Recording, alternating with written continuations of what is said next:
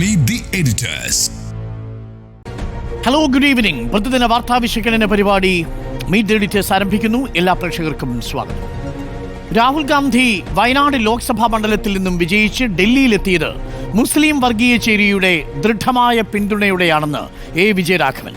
പ്രിയങ്ക ഗാന്ധിയുടെ ഘോഷയാത്രയുടെ മുന്നിലും പിന്നിലും ന്യൂനപക്ഷ വർഗീയതയിലെ ഘടകങ്ങളായിരുന്നുവെന്നും CPM പോളിറ്റ് ബ്യൂറോ അംഗം. CPM വയനാട് ജില്ലാ സമ്മേളനത്തിന്റെ പ്രതിനിധി സമ്മേളനത്തിലായിരുന്നു ഈ വിവാദ പരാമർശം. വാവിട്ട വാക്കിൽ പാർട്ടിയെ പ്രതിക്കൂട്ടിലാക്കുന്നത് തുടരുകയാണ് എ വിജയരാഘവൻ. ഒരാഴ്ചക്കിടെ ഇത് രണ്ടാം തവണയാണ് അനവസരത്തിലെ പ്രതികരണം. ഇത്തവണ പറഞ്ഞത് ന്യൂനപക്ഷ വർഗീയതയെക്കുറിച്ച്. വയനാട്ടിൽ പ്രിയങ്ക ഗാന്ധിയുടെ ജയം വർഗീയ ശക്തികളുടെ വോട്ട് നേടിയെന്ന വിമർശനം. കഴിഞ്ഞ ദിവസം പറഞ്ഞത് വഞ്ചിയൂരിലെ റോഡ് തടഞ്ഞതിൽ.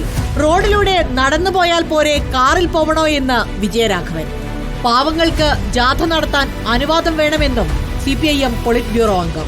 വിജയരാഘവന്റെ വാക്കുകളിൽ പാർട്ടി മറുപടി പറയേണ്ടി വരുന്നത് ഇതാദ്യമല്ല. ആദ്യം ആലത്തൂരിൽ രമ്യ ഹരിദാസിനെ കുറിച്ച്, പിന്നീട് പാണക്കാട് പരാമർശം.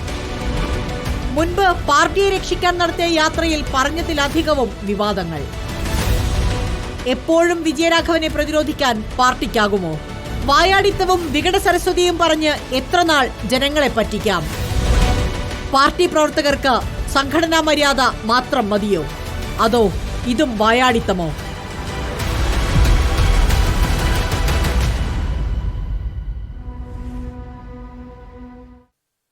വീണ്ടും എ വിജയരാഘവൻ CPMനെ പ്രതിരോധത്തിലാക്കിയിരിക്കുകയാണ് എന്നതാണ് രാഷ്ട്രീയമായിട്ടുള്ള നിരീക്ഷണങ്ങൾ. സ്മൃതി, ഇതിപ്പോൾ ആദ്യമായിട്ടല്ല. പാണക്കാട് തങ്ങളുടെ വീട്ടിൽ രമ്യ ഹരിദാസ് സന്ദർശനം നടത്തി തിരിച്ചു വന്നപ്പോൾ അന്ന് ആലത്തൂരിൽ വെച്ച് നടത്തിയ പ്രസംഗത്തിലടക്കം എ വിജയരാഘവൻ നടത്തിയ വാവിട്ട ഈ വാക്കുകൾ പാർട്ടിയെ പ്രതിരോധത്തിലാക്കിയിട്ടുണ്ട്. ഇപ്പോൾ ഇത് വായാടിത്തമാണോ? ഇത് വായാടിത്തം തന്നെയാണ്. പക്ഷേ മുൻപ് ഇത് CPM ഇതിനെ വായാടിത്തമായി കണ്ടിരുന്നു. പക്ഷേ ഇന്ന് അത് കാണുന്നുണ്ടോ എന്നൊരു സംശയമുണ്ട്. ഇത് CPM നിലപാടായി തന്നെ മാറിയിട്ടുണ്ടോ എന്നുള്ളതാണ് സംശയം. കാരണം ഇത് ഇന്നും തന്നെ തുടങ്ങിയതല്ല. വിജയരാഘവൻ നടത്തിയിരിക്കുന്ന വിവാദ പ്രസ്താവനകൾ എപ്പോഴും അപ്പുറത്ത് ഒരു മുസ്ലിം ന്യൂനപക്ഷ പ്രതിനിധി ഉണ്ടാകും. അത് പല രൂപത്തിലുള്ള പ്രതികരണങ്ങളായി വന്നിട്ടുള്ളതാണ്. 2011 അദ്ദേഹം പറഞ്ഞൊരു വാചകം, പാണക്കാട് തങ്ങൾ വടക്കോട്ട് പോയാൽ കലാപം ഉറപ്പാണ്. അതിനുദാഹരണമാണ് കാസർഗോഡ് കലാപം. കുഞ്ഞാലിക്കുട്ടി തീവ്രവാദ ബന്ധമുള്ളവർക്ക് ലീഗിൽ അംഗത്വം നൽകുന്നു. ഇത് അദ്ദേഹം പറഞ്ഞത് 2011 2021 ന്യൂനപക്ഷ വർഗീയത അല്പം കൂടുതൽ തീവ്രമാണ് എന്ന് അദ്ദേഹം പറഞ്ഞു. പക്ഷേ CPM സംസ്ഥാന സെക്രട്ടേറിയറ്റ് അതിൽ അദ്ദേഹത്തെ ശാസിച്ചു. അതിനുശേഷം അദ്ദേഹം ആ പ്രസ്താവന തിരുത്തുന്നു. മലപ്പുറത്ത് ദേശീയപാത വിരുദ്ധ സമരം നടത്തുന്നത് തീവ്രവാദികളാണ് എന്ന് അദ്ദേഹം പറഞ്ഞിട്ടുണ്ട്. കോൺഗ്രസ് നേതൃത്വം പാണക്കാട്ട് പോയത് മതമൗലികവാദ മതാധിഷ്ഠിത രാഷ്ട്രീയ കൂട്ടുകെട്ട് ശക്തമാക്കാനാണ് എന്നാണ് 2021 അദ്ദേഹം പറഞ്ഞത്. അതായത് ഉമ്മൻചാണ്ടിയൊക്കെ സ്ഥിരമായി പാണക്കാട് പോകുന്നത് തീവ്രവാദ നിലപാടായിട്ടാണ് അദ്ദേഹം കാണുന്നത്. പിന്നീട് നമ്മൾ രമ്യ ഹരിദാസുമായി ബന്ധപ്പെട്ട് നടത്തിയ പ്രതികരണം നമ്മൾ കണ്ടതാണല്ലോ. അത് അവിടെ രമ്യയ്ക്ക് നല്ല ഭൂരിപക്ഷം ഉണ്ടാക്കി കൊടുക്കുകയും ചെയ്തു. കുഞ്ഞാലിക്കുട്ടിയുടെ അടുത്തേക്ക് പോയി ആ പെൺകുട്ടിയുടെ കാര്യം എന്താകുമെന്ന് അറിയില്ല എന്നാണ് പറഞ്ഞത്. കഴിഞ്ഞ ദിവസം അദ്ദേഹം പറഞ്ഞത്, എല്ലാവരും എന്തിനാണ് കാറിൽ പോകുന്നത്? അമ്മായിയമ്മയെ കാണാൻ സല്ലപിച്ചു പോവുകയാണ്. അല്ലാതെ ജാഥ നടത്തുന്ന അവകാശത്തെക്കുറിച്ച് പറഞ്ഞ് പിന്നെ അങ്ങോട്ട് പറയുമ്പോൾ അത് MV ഗോവിന്ദൻ അടക്കം ഇരിക്കുന്ന വേദിയിലാണ്. അദ്ദേഹമൊക്കെ ഒന്ന് അസ്വസ്ഥപ്പെടുന്ന കാണാമായിരുന്നു. പക്ഷേ ഇപ്പോൾ വന്നിരിക്കുന്ന ഈ പ്രതികരണം അത് പാർട്ടിയുടെ മാറിയിരിക്കുന്ന പുതിയ നിലപാടിൻ്റെ ഒരു ബഹിർസ്ഫുരണമാണ് എന്നും CPMന് അതിൽ ഒരു ബുദ്ധിമുട്ടുണ്ടാകാൻ ഇടയില്ല എന്നുമാണ് ഞാൻ മനസ്സിലാക്കുന്നത്. ഇന്നിപ്പോൾ വയനാട് ജില്ലാ സമ്മേളനത്തിലാണല്ലോ അദ്ദേഹത്തിൻ്റെ പ്രസംഗം. അപ്പോൾ പാർട്ടി പ്രവർത്തകരോടാണ് അദ്ദേഹം സംസാരിച്ചുകൊണ്ടിരിക്കുകയാണ്. ആരുടെ പിന്തുണയിലാണ് രാഹുൽ ഗാന്ധി ഡൽഹിയിലെത്തിയത്? മുസ്ലിം വർഗീയ വോട്ടുകളുടെ പിന്തുണ ഇല്ലെങ്കിൽ, പ്രത്യേകം ആ വരിയാണ് ശ്രദ്ധിക്കേണ്ടത്, ആ പിന്തുണയില്ലെങ്കിൽ രാഹുൽ ഇവിടെ നിന്ന് ഡൽഹിക്ക് എത്തുമോ എന്നാണ് അദ്ദേഹം ചോദിക്കുന്നത്.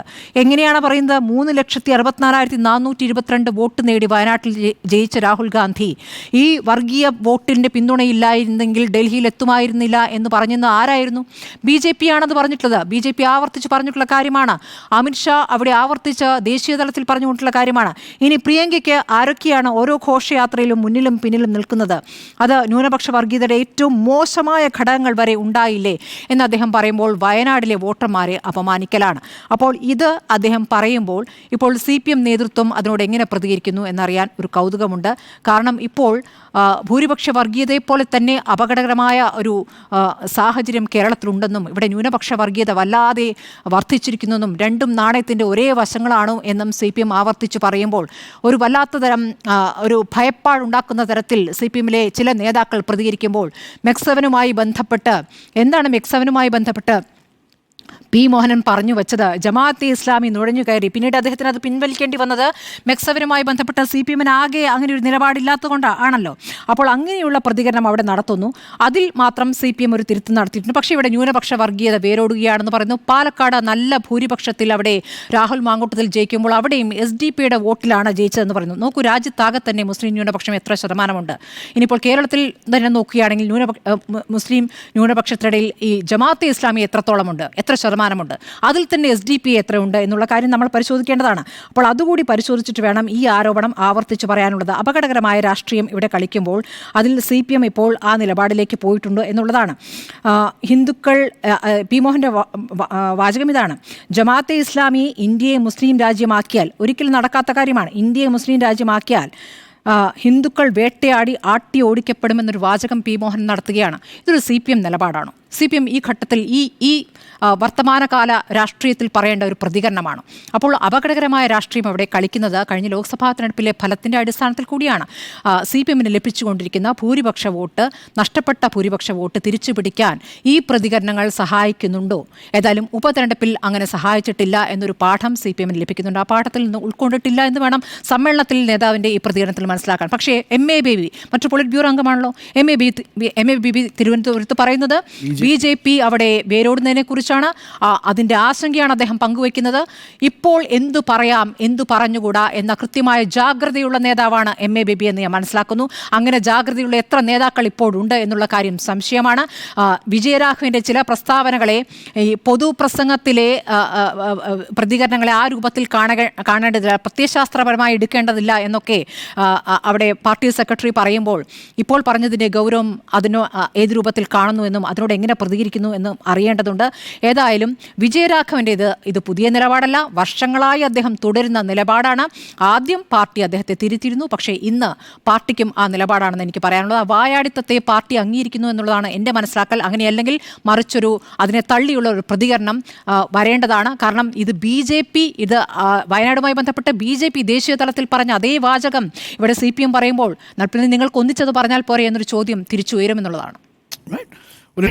വിജയരാഘവന്റെ വയനാട്ടിലെ ജില്ലാ സമ്മേളനത്തിലെ ജില്ലാ പ്രതിനിധി സമ്മേളനത്തിൽ പറഞ്ഞ പരാമർശം യഥാർത്ഥത്തിൽ വായാടിത്തമാണോ എന്നതാണ് ചോദ്യം. സുജയ, ഇതിൽ വായാടിത്തം എന്നതിനേക്കാൾ കുറച്ചുകൂടി കടുത്ത ഏതെങ്കിലും വാക്കുകൾ പ്രയോഗിക്കുന്നതായിരിക്കും നല്ലത്. കാരണം തുടർച്ചയായി പരാമർശങ്ങൾ നടത്തുന്നതിൽ തെറ്റുപറ്റുന്ന ഒരു നേതാവിനെ ആ പാർട്ടി തിരുത്തിയില്ല എങ്കിൽ പാർട്ടിയായിരിക്കും വലിയ വില കൊടുക്കേണ്ടി വരിക എന്നുള്ളതൊരു വസ്തുതയാണ്.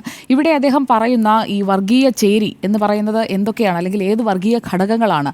ഈ വർഗീയ ഘടകങ്ങളെന്ന് അദ്ദേഹം ഇപ്പോൾ പറയുന്ന ആളുകളുമായി നേരത്തെ CPIM സന്ധി ചെയ്തിട്ടില്ലേ? LDF അവരുടെ കൂട്ടുപിടിച്ചിട്ടില്ലേ? അങ്ങനെയുള്ള ചോദ്യങ്ങൾ മറുഭാഗത്തു നിന്നും ഉയരുക തന്നെ ചെയ്യും. അതിനിടയിൽ മാഡം BJPയുടെ ഭാഗം ആണ് അദ്ദേഹം പറയുന്നതെന്ന് പറഞ്ഞു. അതിനോട് ഞാൻ എന്തായാലും യോജിക്കുന്നില്ല. ഇവിടെ വയനാട്ടിലേക്ക് നമ്മൾ വന്നു കഴിഞ്ഞാൽ വയനാടാണല്ലോ, വയനാട്ടിലെ വിജയമാണല്ലോ. വയനാട്ടിൽ അദ്ദേഹം പറഞ്ഞ ഈ പ്രിയങ്ക ഗാന്ധിയുടെ റാലിയുടെ മുന്നിലും പിന്നിലും ന്യൂനപക്ഷ വർഗീയതയിലെ ഏറ്റവും മോശപ്പെട്ട വർഗീയ ഘടകങ്ങൾ ഉണ്ടായിരുന്നു എന്നാണ് പറയുന്നത്.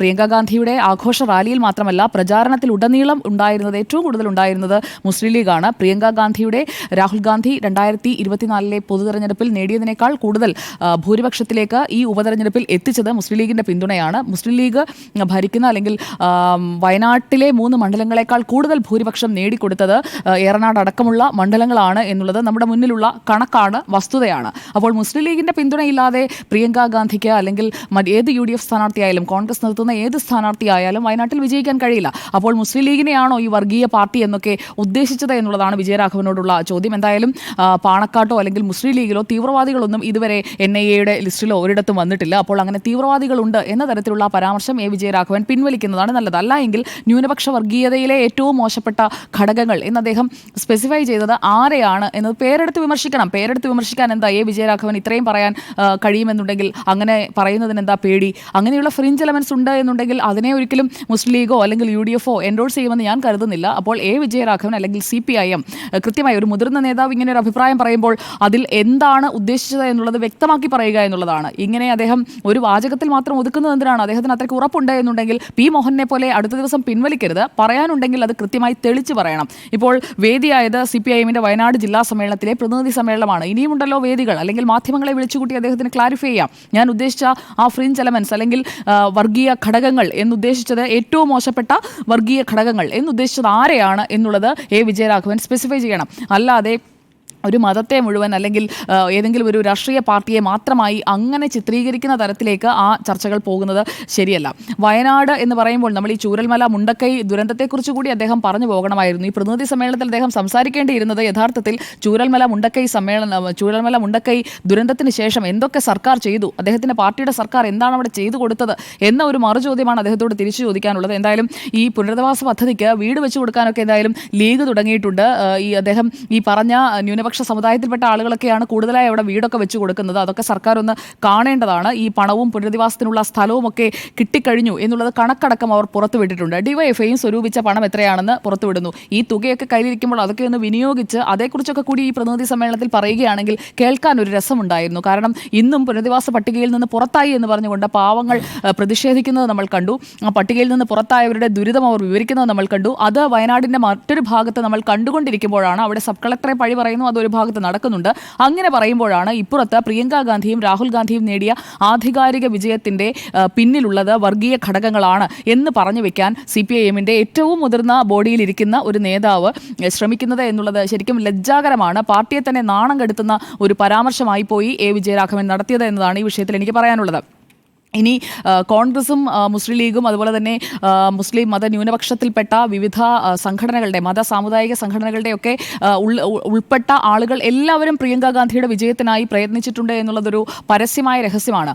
അതിൽ ഏതെങ്കിലും തരത്തിൽ വർഗീയ ഘടകങ്ങൾ ഉണ്ടായിട്ടുണ്ടോ, അല്ലെങ്കിൽ അങ്ങനെയുള്ള വോട്ടുകൾ നേടിയിട്ടാണ് ജയിച്ചത് എന്നൊക്കെ പറയുമ്പോൾ അതെന്താണ് എന്ന് സ്പെസിഫൈ ചെയ്യാതെ കാർഡടച്ച് വെടിവെക്കുന്നതിൽ ഒരു കാര്യവുമില്ല. ഇവിടെ ഇപ്പോൾ എന്തായാലും അവിടെ സ്ഥലം ഏറ്റെടുത്ത് അവിടെ ആളുകൾക്ക് വീട് പണിത് നൽകാനൊക്കെ എന്തെങ്കിലും നടപടി തുടങ്ങി വെച്ചിട്ടാണ് ഈ പുതുവർഷത്തിലേക്ക് കടക്കുന്നതിന് മുൻപ് ഈ പ്രതിനിധി സമ്മേളനത്തിൽ ഇതൊക്കെ പറയുന്നതെങ്കിൽ കേൾക്കാൻ രസമുണ്ടായിരുന്നു. ഇത് തികച്ചും ലജ്ജാകരമാണ്. പാർട്ടിയെ തന്നെ നാണം കെടുത്തുന്നതാണ്. ഒരു ജില്ലയിൽ വന്നു നിന്നുകൊണ്ട്, അവിടെ ദുരിതബാധിതരുള്ള ഒരു ജില്ലയിൽ വന്നു നിന്നുകൊണ്ട് അവിടെ പറയുന്നത് അവിടെ നടന്ന ഉപതെരഞ്ഞെടുപ്പിൽ നേടിയ വിജയത്തിൻ്റെ ആ ഒരു ക്രെഡിറ്റ് മുഴുവൻ ഇന്ന ആളുകൾക്കാണ്. അതും പേര് പറയുന്നില്ല. ഒന്ന് ലാർജറായിട്ടുള്ള ഒരു പിക്ചർ ക്രിയേറ്റ് ചെയ്ത് വെക്കുന്നത് എന്തിനാണ് എന്നുള്ളതാണ് ചോദ്യം.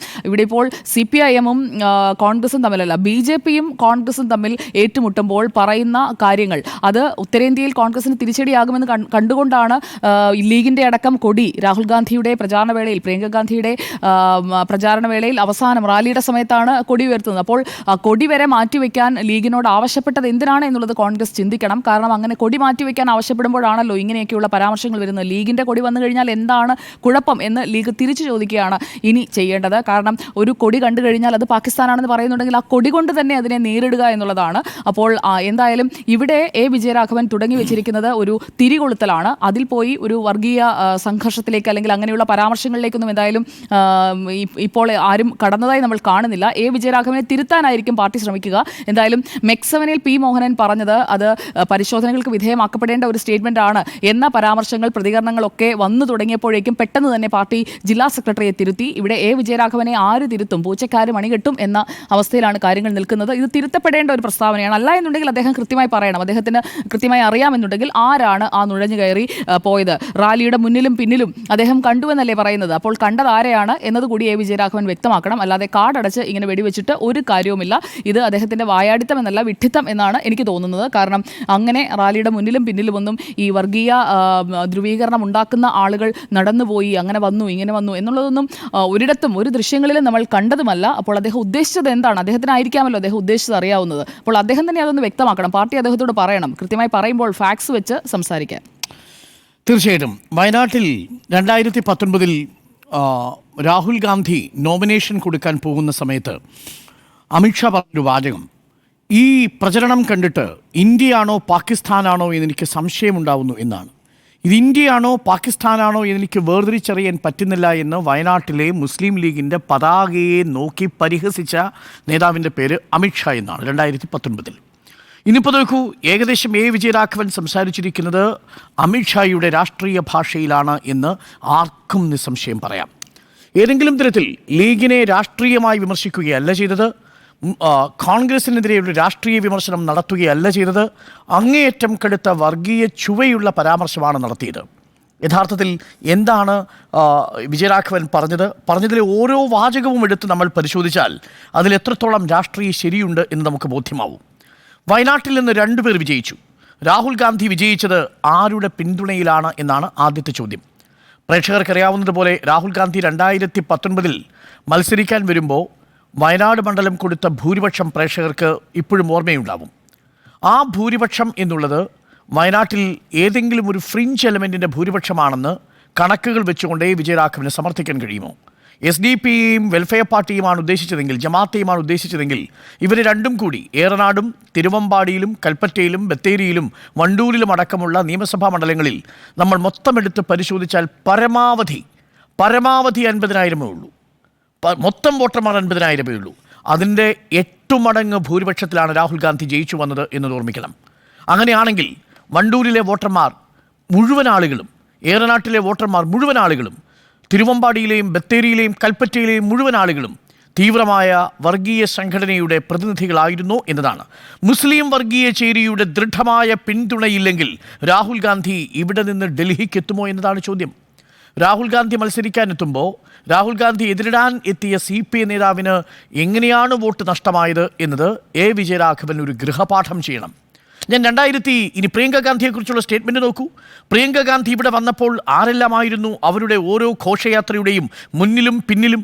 ന്യൂനപക്ഷ വർഗീയതയിലെ ഏറ്റവും മോശപ്പെട്ട ഘടകങ്ങൾ, തീവ്രവാദ ഘടകങ്ങളും വർഗീയ ഘടകങ്ങളും അതിലുണ്ടായില്ലേ എന്നാണ് ചോദ്യം. ആരെയാണ് ശ്രീ വിജയരാഘവൻ അങ്ങ് ഈ തീവ്രവാദ ഘടകങ്ങളെന്ന് പറയുന്നത്? പ്രിയങ്ക ഗാന്ധിയുടെ പ്രൊസഷൻ നമ്മൾ കണ്ടതല്ലേ? പ്രിയങ്ക ഗാന്ധിയുടെ മുൻനിരയിലും പിൻനിരയിലും മധ്യനിരയിലും ഉണ്ടായിരുന്നത് അവിടുത്തെ ലീഗ് പ്രവർത്തകരായിരുന്നു എന്നത് നേരിട്ട് ഞാൻ റിപ്പോർട്ട് ചെയ്തപ്പോൾ, നമ്മളെല്ലാവരും റിപ്പോർട്ട് ചെയ്തപ്പോൾ പ്രേക്ഷകർ കണ്ടതാണ്. അവിടെ പതാകയുമായി എത്തിയ ആളുകളുണ്ടായിരുന്നു. പക്ഷേ പതാക ഉയർത്താൻ പറ്റാത്ത വിധം രാഷ്ട്രീയ കലുഷിതമായ വർഗീയ വിഷലിപ്തമായ പരാമർശങ്ങൾ നടത്തുന്ന ഒരു കൂട്ടർ ഈ നാട്ടിലുണ്ട് എന്നുള്ള ബോധ്യം ലീഗിനുണ്ടായിരുന്നു. അതുകൊണ്ടാണ് ലീഗ് അതൊരു ഒരിക്കലും ഒരു രാഷ്ട്രീയ വിഷയമാക്കി മാറ്റിയില്ല. പ്രചരണത്തിൽ ബലൂണുകൾ, കൊടിക്ക് പകരം ബലൂണുകൾ കൊണ്ടുവരാമെന്ന് തീരുമാനിച്ചത് അത്യന്തം അപകടകരമായ ഒരു വർഗീയ ധ്രുവീകരണത്തിലേക്ക് വയനാടിനെ കൊണ്ടുപോകാതിരിക്കാൻ വേണ്ടിയാണ്. അത് ലീഗ് കാണിച്ച സംയമനം ഇന്ന് വിജയരാഘവൻ കാണിക്കാതെ പോയി എന്നുള്ളതാണ്. അതുകൊണ്ടാണ് ഞാൻ പറഞ്ഞത് ഇത് ഒരു രാഷ്ട്രീയ വിടുവായിത്വമാണ് എന്നാണ് ഞാൻ പറയുക. ഇത് രാഷ്ട്രീയ വായാടിത്വം എന്ന് മാത്രമല്ല, രാഷ്ട്രീയ വിടുവായിത്വമാണ് എന്നാണ്. ഒന്ന്, വസ്തുതകൾക്ക് നിരക്കുന്നതല്ല. പ്രിയങ്ക ഗാന്ധി ഇത്തവണ തിരഞ്ഞെടുപ്പിൽ വിജയിച്ചപ്പോൾ കഴിഞ്ഞ തവണ CPI കിട്ടി എത്ര വോട്ട് കുറഞ്ഞു എന്നറിയാമോ? 72,000 വോട്ടുകളാണ് CPIയുടെ വോട്ടുകൾ കുറഞ്ഞത്. ആനി രാജയും ഇപ്പോൾ സത്യൻ മൊകേരിയും തമ്മിലൊരു കമ്പാരിസൺ നടത്തി 72,000 വോട്ടുകളുടെ വ്യത്യാസമുണ്ട്. അപ്പോൾ എൻ്റെ ചോദ്യം ഇതാണ്, ആനി രാജയ്ക്ക് കിട്ടിയ 72,000 വോട്ടുകൾ തീവ്ര വർഗീയ നിലപാടുള്ള മുസ്ലിം വിഭാഗത്തിൻ്റെതായിരുന്നോ? അവർ തീവ്രവാദികളായിരുന്നോ? ആനിരാജയ്ക്ക് വോട്ട് ചെയ്ത ഇപ്പോൾ ആ ആനിരാജയുടെ വോട്ട് നേരെ ഇറങ്ങി പ്രിയങ്ക ഗാന്ധിക്ക് 72,000 വോട്ട് പോകുമ്പോൾ BJPയുടെ വോട്ട് ബാങ്കിൽ നിന്ന് 32,000 വോട്ടാണ് ചോർത്തിയെടുത്തത്. അതായത് കഴിഞ്ഞ തവണ K. സുരേന്ദ്രൻ മത്സരിച്ചപ്പോൾ 141 ആണെങ്കിൽ ഇത്തവണ നവ്യ ഹരിദാസ് മത്സരിക്കുമ്പോൾ 1,09,000 ഏകദേശം 32,000 വോട്ടിൻ്റെ കുറവ് BJPക്കുണ്ടായി. ആ BJPയുടെ വോട്ട് ബാങ്ക് പ്രിയങ്ക ഗാന്ധി എടുത്തത് തീവ്ര മൈനോറിറ്റി വിഭാഗത്തിൽ നിന്ന്, മുസ്ലിം വിഭാഗത്തിൽ നിന്നുള്ള വോട്ടായിരുന്നു. രാഷ്ട്രീയമായ സ്റ്റാറ്റിസ്റ്റിക്സും ഗൃഹപാഠവും ചെയ്യാതെ വിജയരാഘവൻ നടത്തിയ ഒരു രാഷ്ട്രീയ വിടുവായുത്വത്തിന് വലിയ ഇമ്പാക്റ്റ് ഉണ്ട്. അതിലേറ്റവും വലിയ ഇമ്പാക്റ്റ് എന്ന് പറയുന്നത് നമ്മുടെ രാജ്യത്ത് ന്യൂനപക്ഷവും തീവ്രവാദവും ഭൂരിപക്ഷ വർഗീയതയും, അഥവാ ഭൂരിപക്ഷ വർഗീയതയും ന്യൂനപക്ഷ വർഗീയതയും ഒരേപോലെ അപകടകരമാണ് എന്ന് നമുക്കൊരു നിഷ്കളങ്കമായ ഒരു നിലപാടെടുക്കുക എളുപ്പമാണ്. അതാർക്കും എടുക്കാം. പക്ഷേ ഇടതുപക്ഷം എടുക്കേണ്ട നിലപാട് അതാണോ എന്ന കാര്യത്തിൽ എനിക്ക് സംശയമുണ്ട്. കാരണം ന്യൂനപക്ഷ വർഗീയതയും ഭൂരിപക്ഷ വർഗീയതയും അധികാരത്തിലുള്ളതൊരു ഭൂരിപക്ഷ വർഗീയതയെ പിൻപറ്റുന്ന രാഷ്ട്രീയ പാർട്ടിയാണെങ്കിൽ ന്യൂനപക്ഷ വർഗീയതയേക്കാൾ ആദ്യത്തെ ശത്രുവും ഏറ്റവും അപകടകാരിയായിട്ടുള്ളതും അധികാരം കയ്യിലുള്ള വർഗീയതയായിരിക്കും. അധികാരം കയ്യിലുള്ള ഏതു വർഗീയതയുടെയും അത്ര ആഴമേറിയതായിരിക്കില്ല അധികാരമില്ലാത്ത ഒരു വിഭാഗത്തിൻ്റെ വർഗീയത എന്നുള്ള പാഠം. അതാണ് ഇടതുപക്ഷം സ്വീകരിക്കേണ്ടിയിരുന്ന പാഠം. നിർഭാഗ്യവശാൽ അടുത്ത കാലത്ത് വരെ ഇടതുപക്ഷം അത് സ്വീകരിച്ചു. എന്നാൽ മുസ്ലിം ലീഗിനെ തങ്ങളുടെ പക്ഷത്ത് കിട്ടില്ല എന്ന് കണ്ടപ്പോൾ മുസ്ലിം ലീഗുമായി ബന്ധപ്പെട്ട് ആദ്യം CPM എടുത്തിരുന്ന നിലപാടുണ്ടല്ലോ, ന്യൂനപക്ഷ വിഭാഗങ്ങൾക്കിടയിലെ മതേതര പാർട്ടി എന്ന CPM-ന്റെ നിലപാട് അവർ തിരുത്തുന്നു. SDP-യുടെയും മൗദൂദിസ്റ്റുകളുടെയും അഥവാ ജമാഅത്തെയുടെയും പിടിയിലകപ്പെട്ടു പോയിരിക്കുന്ന ലീഗ് എന്ന പുതിയ നരേഷൻ കൊടുക്കുന്നു. ആ നരേഷൻ ആരെ സന്തോഷിപ്പിക്കാൻ വേണ്ടിയാണ്? അതാണോ ഒരു ഇടതുപക്ഷത്തിൻ്റെ യഥാർത്ഥത്തിലുള്ള വസ്തുതകൾ അറിഞ്ഞുള്ള രാഷ്ട്രീയ യാഥാർത്ഥ്യം അറിഞ്ഞിട്ടുള്ള നിലപാടുണ്ടാവുക? അധികാരമുള്ള ഭൂരിപക്ഷ വർഗീയതയുടെ കയ്യിലുള്ള ആയുധങ്ങളുടെ എത്ര മൂർച്ചയുണ്ടോ തീവ്രവാദ രാഷ്ട്രീയത്തിന്, ന്യൂനപക്ഷ തീവ്രവാദ രാഷ്ട്രീയത്തിന്? അങ്ങനെയില്ല എന്ന് നമുക്ക് പറയേണ്ടി വരും. അത്തരം നിഷ്കളങ്കമായ നിലപാടുകൾ എടുക്കുന്നത് രാഷ്ട്രീയ നിഷ്കളങ്കതയാണെന്ന് ഞാൻ കരുതുന്നില്ല. അത് വോട്ട് ബാങ്ക് പൊളിറ്റിക്സ് ആണ്. അത് തിരഞ്ഞെടുപ്പിൻ്റെ സമയത്ത് ചിലപ്പോൾ ചില ഘട്ടങ്ങളിൽ അടവു നയം എന്ന നിലയിൽ എടുക്കേണ്ടി വരും. പക്ഷേ ഇപ്പോൾ തെരഞ്ഞെടുപ്പിൻ്റെ സമയമല്ലല്ലോ, ജില്ലാ സമ്മേളനങ്ങളുടെ സമയമല്ലേ, തെറ്റ് തിരുത്തേണ്ട സമയമല്ലേ, രാഷ്ട്രീയ പാഠങ്ങൾ പകർന്നു കൊടുക്കേണ്ട സമയമല്ലേ? നോക്കൂ, തിരുവനന്തപുരത്ത് എത്ര മനോഹരമായിട്ടാണ് പോളിറ്റ് ബ്യൂറോ അംഗം MA ബേബി സംസാരിച്ചത്. തിരുവനന്തപുരത്ത് വളർന്നു വരുന്ന BJP പ്രസൻസിനെ കുറിച്ച് അദ്ദേഹം എത്ര മനോഹരമായിട്ടാണ് ആർട്ടിക്കുലേറ്റ് ചെയ്യാൻ ശ്രമിച്ചത്. ആ ആർട്ടിക്കുലേഷൻ്റെ നേരെ ഘടകവിരുദ്ധമായ ഒന്നല്ലേ വയനാട്ടിൽ നമ്മൾ കണ്ടത്? വയനാട്ടിൽ എന്തുകൊണ്ടാണ് 1,41,000 എന്ന K. സുരേന്ദ്രൻ്റെ അത്ര ഭൂരിപക്ഷം BJPക്ക് കിട്ടിയതിനെ വിജയരാഘവൻ വിമർശിക്കാതിരുന്നത്? എന്തുകൊണ്ടാണ് അവിടുത്തെ ക്രിസ്ത്യൻ ബെൽറ്റുകളിലേക്ക് BJP കടന്നു കയറാൻ നടത്തുന്ന ശ്രമങ്ങളെക്കുറിച്ച് വിമർശിക്കാതിരുന്നത്? മുനമ്പമടക്കമുള്ള വിഷയങ്ങൾ വയനാട്ടിൽ ഉയർത്തിപ്പിടിച്ചതിനെക്കുറിച്ച് എന്തുകൊണ്ടാണ് സംസാരിക്കാതിരുന്നത്? ഈ പ്രതികരണങ്ങൾ എന്തുകൊണ്ടാണ് വിജയരാഘവനിൽ നിന്ന് വരാതിരുന്നത്? അവിടെയാണ് നമുക്ക് സംശയമുണ്ടാവുന്നത്. അതൊരു നിഷ്കളങ്കമായ വായാടിത്തമായിരുന്നില്ല, അതൊരു രാഷ്ട്രീയ വിടുവായുത്വമാണ്. അത് യഥാർത്ഥത്തിൽ വസ്തുതകൾക്ക് നിരക്കുന്നതേ ആയിരുന്നില്ല. അതുകൊണ്ട് ഇടതുപക്ഷത്തിനൊരു ഗുണവും ഉണ്ടാകുന്നില്ല എന്ന് മാത്രമല്ല, പ്രിയങ്ക ഗാന്ധിയുടെ വിജയത്തെ അതൊരു മുസ്ലിം ന്യൂനപക്ഷ വിജയമായി ആഘോഷിച്ചുകൊണ്ടിരിക്കുന്ന BJP-യുടെ ക്യാമ്പിനിട്ട് കൊടുത്ത ഒരു വെടിമരുന്നായിരുന്നു യഥാർത്ഥത്തിൽ വിജയരാഘവൻ്റെ സ്റ്റേറ്റ്മെൻറ്റ്. അതുകൊണ്ടാണ് ഞാൻ തുടക്കത്തിൽ അമിത്ഷാ 2019 പറഞ്ഞ സ്റ്റേറ്റ്മെൻറ്റും ഇപ്പോൾ വിജയരാഘവൻ പറയുന്ന സ്റ്റേറ്റ്മെൻറ്റും തമ്മിൽ സിനിമയിൽ പറയുന്നത് പോലെ ചേട്ടൻ്റെയും എൻ്റെയും ശബ്ദം ഏകദേശം ഒരേപോലെയിരിക്കുന്നു എന്ന നിരീക്ഷണത്തിലേക്ക് നമ്മൾ എത്തേണ്ടി വരുന്നത്. ഇത് ഇടതുപക്ഷ രാഷ്ട്രീയത്തിൻ്റെ ശബ്ദമല്ല ഇന്ന് വിജയരാഘവൻ്റെ കേട്ടത്. പ്രിയങ്ക ഗാന്ധിയുടെ ഭൂരിപക്ഷം എത്രയാണെന്ന് പ്രേക്ഷകർക്കറിയാമല്ലോ. 4,10,000 ഇക്കുറി. ആ 4,10,000 വരുന്ന വിഭാഗങ്ങൾ, ഈ പറയുന്ന ഫ്രിഞ്ച് എലമെന്റ് വയനാട്ടിൽ ഏത് കോൺസ്റ്റിറ്റ്യുവൻസിയിലാണ് ഉള്ളതെന്ന് ശ്രീ വിജയരാഘവൻ കാട്ടിത്തരേണ്ടതുണ്ട്. ഇതാദ്യമായിട്ടല്ലല്ലോ. ഇതിനു മുമ്പും ഈ വിടുവായുത്വം പറഞ്ഞിട്ടില്ലേ? എങ്ങനെയാണ് ഒരു പൊതുബോധത്തെ തൃപ്തിപ്പെടുത്താൻ വേണ്ടി, ഒരു ഇടതുപക്ഷത്തിൻ്റെ പൊതുബോധത്തെ തൃപ്തിപ്പെടുത്താൻ വേണ്ടി വഴിയടച്ചുകൊണ്ട് സ്റ്റേജ് കിട്ടിയപ്പോൾ പറഞ്ഞത്? കാറിൽ സഞ്ചരിക്കുന്ന ആളുകളെക്കുറിച്ച്, കാറിൽ സഞ്ചരിക്കുന്നവർ 25 പേർ കാറ് സഞ്ചരിക്കുമ്പോൾ 25 ആളുകളെ സഞ്ചരിക്കുന്നുള്ളൂ, സാധാരണക്കാർക്ക് വഴിയടച്ച് സമരം ചെയ്യാനുള്ള അവകാശം വേണം എന്ന് വിജയരാഘവൻ പറയുമ്പോൾ, ഒരു കാറിൽ ഒറ്റയ്ക്ക് വന്ന് ഒരു വേദിയിൽ കയറി പ്രസംഗിച്ച് ഇങ്ങനെ പറയണമെങ്കിൽ അസാമാന്യമായ തൊലിക്കെട്ടി വേണം എന്നുള്ളതാണ്. ഒന്ന് ആലോചിച്ച് നോക്കൂ. ഇത് ആർക്ക് വേണ്ടിയാണ് നിങ്ങൾ ഇത് സംസാരിക്കുന്നത്? ഏത് ബോധ്യത്തെയാണ് തൃപ്തിപ്പെടുത്തുന്നത്? കുന്നംകുളത്താണെങ്കിൽ പൊതുബോധം മൊത്തം ഈ ഒരൊറ്റ സ്റ്റേറ്റ്മെൻറ്റിലൂടെ വഞ്ചിയൂരിലെ കാര്യത്തിൽ ജോയ് അടക്കം മാപ്പ് പറയുന്ന സാഹചര്യം ഉണ്ടായി. അഥവാ ജോയ് പറഞ്ഞത് എന്താ? അത് ശരിയല്ല എന്ന നിലപാടാണ് ജോയ് സ്വീകരിച്ചത്. ജോയ് എന്ന തിരുവനന്തപുരം ജില്ലാ സെക്രട്ടറിയുടെ രാഷ്ട്രീയ ബോധ്യം എന്തുകൊണ്ടൊരു പോളിറ്റ് ബ്യൂറോ അംഗത്തിന് ഉണ്ടായില്ല എന്നതാണ്. വഞ്ചൂരിൽ പിഴവ് പറ്റിയെന്നൊരു നിലപാട് പാർട്ടി എടുത്തിട്ട് അതിനെ കുന്നംകുളത്ത് ഏരിയ സമ്മേളനത്തിൽ വരുമ്പോൾ ഇടതുപക്ഷത്തിലെ ചിലരെങ്കിലും, എനിക്ക് അതിൽ കയ്യടി പോലും ദുർബലമായിരുന്നു എന്നാണ്. മാത്രവുമല്ല, ഒറ്റ സ്റ്റേറ്റ്മെന്റ് കൊണ്ട് വീണ്ടും CPM പ്രതിരോധത്തിലാവുകയാണ്. അടിക്കടി CPM-നെ പ്രതിരോധത്തിലാക്കുന്ന സ്റ്റേറ്റ്മെൻറ്റുകൾ വിജയരാഘവൻ നടത്തുമ്പോൾ അത് ഒരു വലിയ രാഷ്ട്രീയ വിഷയമായി തന്നെ നമ്മൾ പരിഗണിക്കേണ്ടതുണ്ട്. തീർച്ചയായും പ്രിയങ്ക ഗാന്ധിയുടെ വിജയം ഏതെങ്കിലും മുസ്ലിം ന്യൂനപക്ഷ രാഷ്ട്രീയത്തിൻ്റെ വിജയമായി നമുക്ക് കണക്കാക്കാൻ കഴിയില്ല. ആ മണ്ഡലത്തിൽ പ്രിയങ്ക ഗാന്ധി വിജയിക്കേണ്ടിയിരുന്നു, രാഷ്ട്രീയമായ അനിവാര്യതയായിരുന്നു. സത്യൻ മൊകേരിയുടെ ഫൈറ്റ് അത്ര ദുർബലമായിരുന്നു. മറുഭാഗത്ത് നവ്യയുടെ വോട്ട് കുറയ്ക്കാൻ പ്രിയങ്ക ഗാന്ധിക്ക് സാധിച്ചിട്ടുണ്ട്. അതൊരു പൊളിറ്റിക്കലായിട്ടുള്ള വിജയം എന്ന നിലയിൽ തന്നെയാണ് ഞാൻ കാണുന്നത്. ഡെഫിനറ്റ്ലി അതിൽ പ്രിയങ്ക ഗാന്ധിയുടെ ആദ്യ മത്സരം എന്ന രീതിയിലുള്ള ഒരു വൈകാരികമായ വോട്ടിംഗ് അതിൽ പ്രതിഫലിച്ചിട്ടുണ്ടാവാം. അത് വേണമെങ്കിൽ പറയാം, അതൊരു രാഷ്ട്രീയമായ ബോധ്യമാണ്, വൈകാരിക വോട്ടിംഗ് ആണ് വയനാട്ടിൽ നടന്നത് എന്ന് വേണമെങ്കിൽ പ്രതികരിക്കാം. സത്യൻ മൊകേരി വരെ മാക്സിമം അതാണ് പ്രതികരിച്ചത്. സത്യൻ മൊകേരി പറഞ്ഞത് ഒരു പൊളിറ്റിക്കൽ ഫൈറ്റിനാണ് ഞാൻ ഇറങ്ങിയിരിക്കുന്നത് എന്നാണ്. പക്ഷേ സത്യൻ മൊകേരി പരാജയപ്പെട്ടു. പക്ഷേ അദ്ദേഹം പോലും ഉയർത്താത്തൊരാരോപണമാണ് ഇന്നിപ്പോൾ വിജയരാഘവൻ നടത്തിയിരിക്കുന്നത്. അത് അത്യന്തം ഗുരുതരമാണ്. അത് ഇടതുപക്ഷ രാഷ്ട്രീയത്തോട് ചേർന്നു പോകുന്നതല്ല, അതിന് വലതുപക്ഷ രാഷ്ട്രീയത്തിൻ്റെ സ്വരവും വലതുപക്ഷ രാഷ്ട്രീയത്തിൻ്റെ ഭാവവുമുണ്ട് വിജയരാഘവന്റെ പൊളിറ്റിക്കൽ സ്റ്റേറ്റ്മെന്റിൽ എന്നാണ് ഞാൻ നോക്കൂ. ഇത് വിജയരാഘവന്റെ ഒറ്റയ്ക്കുള്ള ഒരു പ്രതികരണമല്ല എന്ന് പറഞ്ഞ് ഒറ്റയ്ക്കുള്ള നിലപാടല്ല ഇപ്പോൾ. വിജയരാഘവൻ നേരത്തെ അത് ഒറ്റയ്ക്കെടുത്ത നിലപാടായിരുന്നു. പക്ഷേ ഇപ്പോൾ മുസ്ലിം എന്നാൽ വർഗീയം എന്നൊരു സമീകരണത്തിലേക്ക് പാർട്ടി പല ഘട്ടങ്ങളിലായി. ഒരു മിനിറ്റ് ഞാൻ പൂർത്തിയാക്കട്ടെ. പാലക്കാട് രാഹുൽ മാങ്കൂട്ടത്തിൽ ജയിച്ചതും ന്യൂനപക്ഷ വർഗീയ വോട്ട് കൊണ്ടാണ് എന്ന് ആവർത്തിച്ച് പറയുക. നമുക്കിത് കാഫിർ സ്ക്രീൻഷോട്ട് തൊട്ട് തുടങ്ങുന്നുണ്ട് ഈ രീതിയിലുള്ള പ്രതികരണങ്ങൾ. പിന്നീട് ഇപ്പോൾ വയനാടിന്റെ കാര്യത്തിലും പറയുന്നു. പിന്നീട് പി മോഹനൻ നടത്തിയ പ്രതികരണമാണ് അതിൽ ഏറ്റവും ഗുരുതരമെന്നാണ് ഞാൻ കരുതുന്നത്. ഇവിടെ ജമാഅത്തെ ഇസ്ലാമി ഇന്ത്യ ഭരിക്കുന്ന ഒരു അവസ്ഥയുണ്ടായാൽ ഇവിടെ ഭൂരിപക്ഷം വേട്ടയാടപ്പെടുമെന്നൊരു വാചകത്തിലേക്ക് വരെ അദ്ദേഹം എത്തുകയാണ്. അങ്ങനെ ഒരു സാഹചര്യം ഇവിടെ ഇല്ല. ജമാഅത്തെ ഇസ്ലാമി എത്രത്തോളം ഉണ്ട്, അല്ലെങ്കിൽ ജമാഅത്തെ ഇസ്ലാമി ഇപ്പോൾ എടുക്കുന്ന നിലപാടുകൾ എന്താണ് എന്നുള്ളത് പ്രധാനമാണ്. ഇപ്പോൾ അവർ ഭരിക്കുന്ന ഒരു അവസ്ഥയിലേക്ക് എത്തുന്നു എന്ന് പറയുമ്പോൾ, ഇവിടെ ഭൂരിപക്ഷം വേട്ടയാടപ്പെടുന്ന ഒരു അവസ്ഥ വരുന്നു എന്ന് പറയുമ്പോൾ, അപ്പുറത്ത് ഭൂരിപക്ഷ വർഗീയത ചിരിക്കുന്നുണ്ട്. അവർക്ക് ഒരു കൂട്ടായിരിക്കുന്നു ഈ പ്രതികരണങ്ങൾ എന്നുള്ളതാണ്.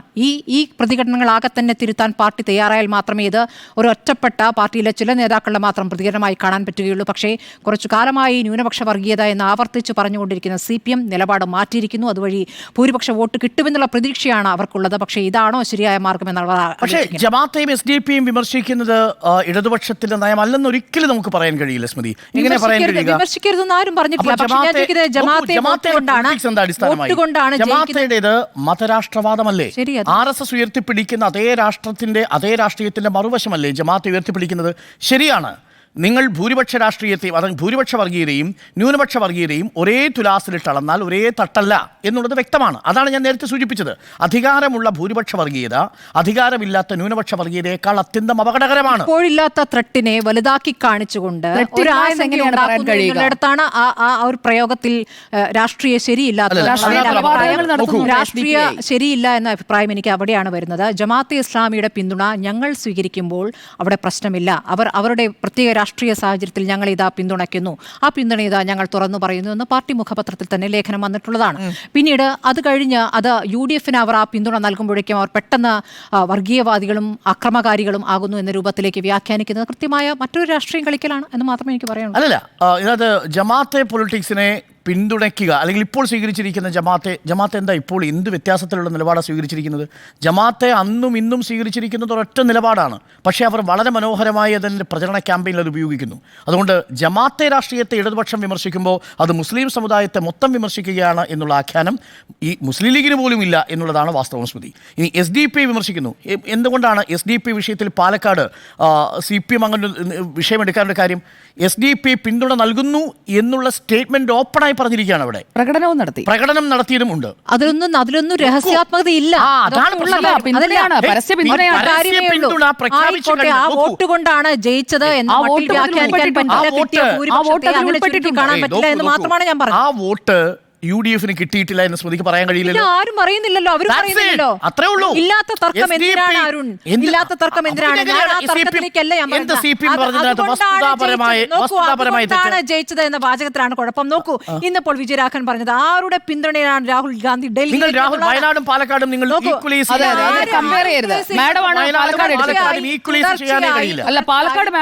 തുടർച്ചയായി പാലക്കാടിന് പിന്നാലെ ഇപ്പോൾ വയനാടിന്റെ വിജയരാഘവൻ പറയുന്നത് രണ്ട് വിഷയം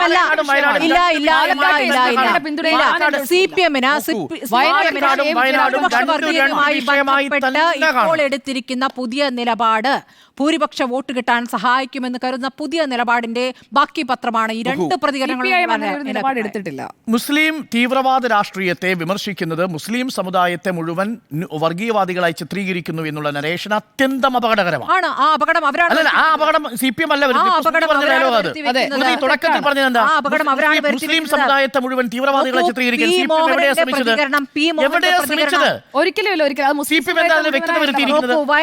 ഏതെങ്കിലും ഒരു നേതാവ് അത് ഏറ്റെടുത്തോ? പി മോഹനൻ പറഞ്ഞ സ്റ്റേറ്റ്മെന്റ് CPM നിലപാടാവുന്നേ? നോക്കൂ, പി മോഹനൻ പറയുന്നു. പി മോഹനൻ പറഞ്ഞു കഴിഞ്ഞ് പി മോഹനെ തള്ളി ശരി ചില നേതാക്കൾ പ്രതികരിച്ചു. ശരി, അത് സമ്മതിക്കുന്നു. പാലക്കാട് കാര്യത്തിൽ എന്ത് തിരുത്താണ് വരുത്തിയത്? ഒരുമിച്ച് സംസാരിക്കായിരിക്കും ഒരാള് അങ്ങനെ പറയാൻ കഴിയില്ല സ്മൃതി. നോക്കൂ, തുറന്ന പിന്തുണ പ്രഖ്യാപിച്ചിരിക്കുന്ന ഒരു കാൻഡിഡേറ്റ് ആണ് UDF കാൻഡിഡേറ്റ്. വസ്തുതാപരമായി ശരിയല്ലേ? SDP ആ ആഹ്ലാദത്തിൽ ആദ്യം എത്തി ആ ക്യാമ്പയിൻ ഹൈജാക്ക് ചെയ്യാൻ ശ്രമിച്ചു എന്നുള്ളതും ശരിയല്ലേ? ഈ രണ്ട് വസ്തുതയും നമ്മുടെ മുന്നിലില്ലേ? ആ വസ്തുത പറയുന്നതിൽ എന്തിനാ ഭയക്കുന്നത് UDF? ആ സമയത്ത് UDF-ന്റെ വോട്ട് വേണ്ടെന്ന് പറയാൻ എന്താ UDF മടിച്ചത്? SDP-യുടെ വോട്ട് വേണ്ടെന്ന് വയ്ക്കാൻ എന്താ മടിച്ചത്? ജമാഅത്തിന്റെ വോട്ട് വേണ്ടെന്ന് വയ്ക്കാൻ എന്താ മടിച്ചത്? അപ്പോൾ ഒരു സംശയം ഉണ്ടായിരുന്നു. SDPയുടെ 10,000 വോട്ട്, ജമാഅത്തയുടെ അവിടെയുള്ളൊരു 4,000-5,000 വോട്ട്, ഇത് കുറഞ്ഞാൽ തങ്ങൾക്ക് എന്താണ് അവിടെ സംഭവിക്കുക എന്നുള്ള ബോധ്യമുണ്ടായിരുന്നു UDFന്. അത് ക്ലെവറായി UDF ചെയ്തു. അത് CPM വിളിച്ചു പറയുമ്പോൾ എന്തിനാ ഭയക്കുന്നത്? അത് വസ്തുതാപരം. അതിനെ നിങ്ങളെങ്ങനെ വയനാടുമായി ജമാഅത്തെ നേതാക്കളുമായി CPM നേതാക്കൾ നടത്തിയ ചർച്ചയുടെ ചിത്രങ്ങളടക്കം ഇതിനകം എവിടെ ചർച്ച നടത്തിയത്? ഞാൻ ഈ തെരഞ്ഞെടുപ്പിലെ കാര്യമല്ല പറഞ്ഞത്, മുൻകാലങ്ങളിൽ നടത്തിയ ചർച്ചകൾ, അങ്ങോട്ട് പോയി നടത്തിയ ചർച്ചകളുടെ അടക്കം ചിത്രങ്ങൾ P. ജയരാജന്റെ പുസ്തകം പുറത്തു വന്ന ഘട്ടത്തിൽ അതുമായി ബന്ധപ്പെട്ട ചിത്രങ്ങൾ നമ്മൾ പുറത്തു വന്നിട്ടുള്ളതാണ്. ഇതിലൊന്നും രഹസ്യാത്മകതയില്ലെന്നേ. ഓരോ കാലത്ത് ഓരോ രാഷ്ട്രീയം സ്വീകരിക്കുന്നു, അതിൽ തെറ്റില്ല. ഓരോ കാലത്ത് ഓരോ രാഷ്ട്രീയം സ്വീകരിക്കുന്നു, അതിൽ തെറ്റില്ല. പക്ഷേ ഇപ്പോൾ വർഗീയതയുമായി ബന്ധപ്പെട്ട് രാജ്യം ആശങ്കപ്പെടുന്ന ഈ സമയത്ത് ന്യൂനപക്ഷ വർഗീയതയുടെ ആശങ്ക സംസ്ഥാനത്തുണ്ട് എന്ന ഒരു ഭയപ്പെടുത്തൽ ഇവിടെ CPM നടത്തുന്നുണ്ടെങ്കിൽ അത് CPMന്റെ പിഴവാണ് എന്നതാണ് എന്റെ വളരെ വ്യക്തമായ അഭിപ്രായം. ഞാൻ തർക്കത്തിലില്ല.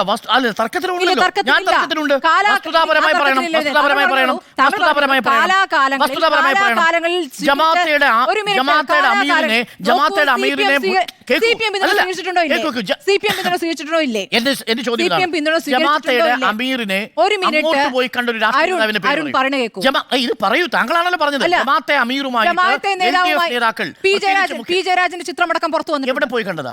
എവിടെ പോയി കണ്ടതല്ല, അങ്ങോട്ട് പോയി കണ്ടതാണ്. ജമാഅത്തെ നേതാവ് ഷർട്ട് ഇടാതിരിക്കുന്ന ചിത്രമാണ് ഞാൻ കണ്ടിട്ടുള്ളത്. എവിടെയാണ് അമീറും മുഖ്യമന്ത്രിയുടെ ഓഫീസിലിരിക്കുന്ന ചിത്രം?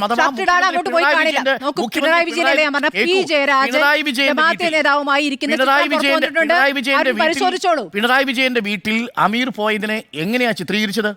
അമീറിനെ കാണാൻ പിണറായി വിജയൻ പോയി ഞാൻ പറയാത്ത കാര്യം എന്റെ ഞാൻ പറഞ്ഞത് പി ജയരാജനുമായി ബന്ധപ്പെട്ടാണ്.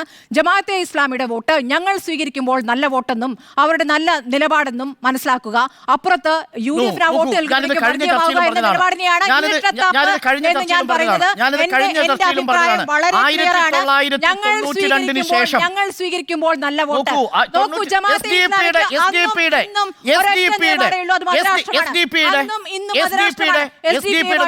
തദ്ദേശ സ്ഥാപനങ്ങളിൽ പലയിടത്തും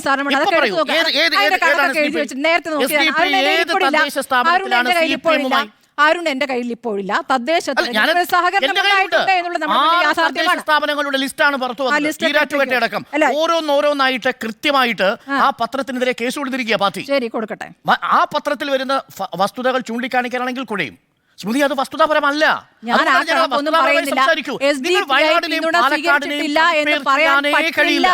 വയനാടും പാലക്കാടും കമ്പയർ ചെയ്യാനേ കഴിയില്ല. മുസ്ലിം ഉണ്ടെന്ന് പറയുന്നത് ആ സമുദായത്തെ മുഴുവൻ രഹസ്യമല്ലാത്ത ഒരു കാര്യത്തെ രഹസ്യമാക്കി പിന്നെയും പിന്നെയും അവതരിപ്പിക്കുന്നത് എന്തിനാണ്? എന്ത് രഹസ്യം? SDP പറഞ്ഞാണ് ഞങ്ങൾ വോട്ട് ചെയ്തു. SDPയുടെ വോട്ട് രഹസ്യാത്മകത പറഞ്ഞുകൊണ്ടിരിക്കുന്നത്. ആർക്ക് വേണമെങ്കിലും പിന്തുണ കൊടുക്കാം. പക്ഷെ അത് നിരോധിത സംഘടനയല്ലെന്നേ. നിരോധിത സംഘടനയല്ലെന്നേ.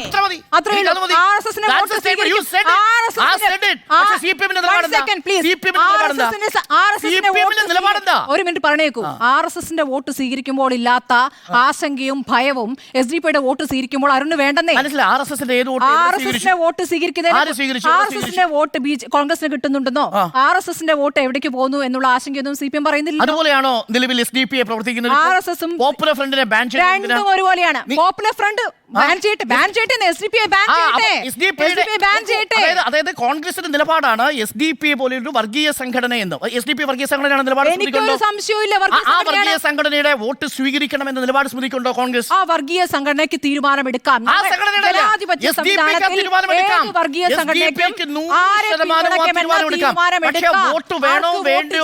തീരുമാനിക്കാം.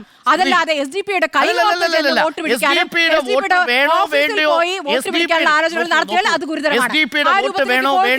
തീരുമാനിക്കാനുള്ള അവകാശം കോൺഗ്രസിനുണ്ട്. പക്ഷെ അറിയേണ്ടത് SDP-യുടെ വോട്ട് വേണ്ട എന്നൊരു പാർട്ടി പറയുന്നു, SDP-യുടെ വോട്ട് വേണം എന്ന് മറ്റൊരു പാർട്ടി പറയുന്നു. SDP-യുടെ വോട്ട് വേണമെന്നൊന്നും പറഞ്ഞില്ല. SDP-യുടെ വോട്ട് ചെയ്തോട്ടെ എന്നാണ് പറഞ്ഞത്. SDP-യുടെ വോട്ട് ഇങ്ങോട്ട് തരൂ എന്ന് വെച്ചാൽ അങ്ങനെ വർത്തമാർക്കും വോട്ട് ചെയ്യാം. ജനാധിപത്യ സംവിധാനത്തിൽ എല്ലാവർക്കും വോട്ട്, അവർക്ക് വോട്ട് ചെയ്യുന്ന ഒരു പൊതു കാരണമുണ്ട്. നിഷ്കളങ്കമാകുന്നത് ആരാണ്? വോട്ട് വേണോ വേണ്ടോ എന്ന് നമ്മൾ തന്നെ പലതവണ ചോദിപ്പിക്കുമ്പോൾ അതിന് കൃത്യമായ ഉത്തരം തരാതെ ഒഴിഞ്ഞു മാറുന്നത് നമ്മൾ കണ്ടതല്ലേ? അതിന്തിനാ നമ്മൾ പ്രേക്ഷകരോട് കള്ളം പറയുന്നത്? അത് എല്ലാവരുടെയും വോട്ട് വസ്തുതയല്ലേ? വേണമെന്നും പറഞ്ഞു. അത് ഒരു പാർട്ടി ആ നിലപാടെടുക്കുകയും മറ്റൊരു പാർട്ടി ആ നിലപാടെടുക്കാതിരിക്കുകയും ചെയ്യുന്നു എന്ന് നമ്മൾ ചൂണ്ടിക്കാണിക്കണം. പറയുമ്പോൾ എല്ലാം പറയേണ്ട സ്മൃതി. അതുകൊണ്ടാണ് ഞാൻ പറഞ്ഞത് SDP-യുടെ വോട്ട് വേണ്ടെന്നൊരു പാർട്ടി പറയുന്നു, SDP-യുടെ വോട്ട് പോന്നാൽ പോന്നോട്ടെ എന്ന് മറ്റൊരു പാർട്ടി നിലപാടെടുക്കുന്നു. SDP-യുടെ വോട്ട് വേണ്ട എന്ന് എപ്പോഴാണ് പറഞ്ഞത്? SDP പറയുന്നു ഇത്തവണ ഞങ്ങൾ UDF-നാണ് വോട്ട്. നോ ആദ്യം മുതൽ തന്നെ എന്താ സ്മൃതി? എല്ലാ ഘട്ടങ്ങളിലും 2019 ലോക്സഭാ തെരഞ്ഞെടുപ്പ്, 2016 നിയമസഭാ തെരഞ്ഞെടുപ്പ്, വിശ്വാസമല്ല, That's a fact. 2014 നിയമസഭാ തെരഞ്ഞെടുപ്പിൽ SDP-യുടെ വോട്ട് വേണ്ടാന്ന് പറഞ്ഞു, ജമാഅത്തിന്റെ വോട്ട് വേണ്ടാന്ന് പറഞ്ഞു. വർഗീയ വോട്ടുകൾ ഒന്നും തന്നെ ഒരു ന്യൂനപക്ഷ രാഷ്ട്രീയ കക്ഷിയുടെയും വേണ്ട എന്ന് CPM നിലപാടെടുത്തു. ആ വിഷയത്തിൽ CPM എടുത്ത നിലപാടിനെ ഞാൻ അഭിനന്ദിക്കുന്നു. പക്ഷെ മറുഭാഗത്ത് വയനാട്ടിലെ വിഷയത്തെ മുൻനിർത്തി ഇന്ന് CPM-ന്റെ പോളിറ്റ് ബ്യൂറോ എടുത്ത നിലപാടിനെ ഞാൻ വിമർശിക്കുകയും ചെയ്യുന്നു. പക്ഷെ അതിൻ്റെ അർത്ഥം കോൺഗ്രസ് SDP വോട്ട് വാങ്ങി എന്നുള്ള വസ്തുത പാലക്കാട് മണ്ഡലത്തിൽ ആരെങ്കിലും പറഞ്ഞാൽ ഞാൻ ഇതിനെ വിമർശിക്കാനില്ല. അത് വസ്തുതയാണ്. That's A fact. പ്രിയപ്പെട്ട പ്രേക്ഷകരെ, നമ്മളുടെ ചോദ്യത്തിൻ്റെ മറുപടി വായാടുത്തമോ എന്ന ചോദ്യത്തിന് 3 പേരുടെയും അഭിപ്രായം യെസ് എന്ന് തന്നെയാണ്.